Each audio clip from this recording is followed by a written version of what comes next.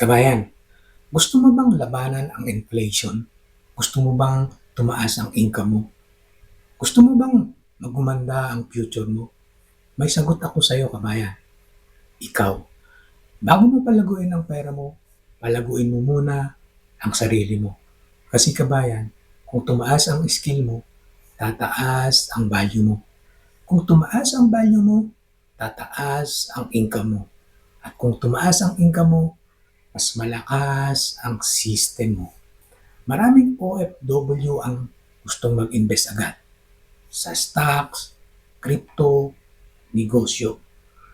Pero kabayan, kung pareho pa rin ang mindset mo, kung wala kang bagong skill, kung hindi ka nag-aaral, paano lalago ang kita mo?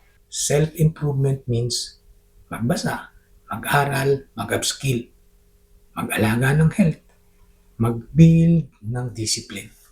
Kahit pagod, kahit paunti-unti, tuloy pa rin pag-aaral. Kasi kabayan, ang investment pwedeng bumagsak.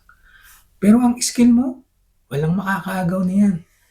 Tandaan mo kabayan, ang pinakamagandang ROI ay yung nasa loob mo. Muli, this is Money Talks TV. Kung gusto mong maging handa, simulan mo kahit maliit. Pero simulan mo ngayon, kabayan.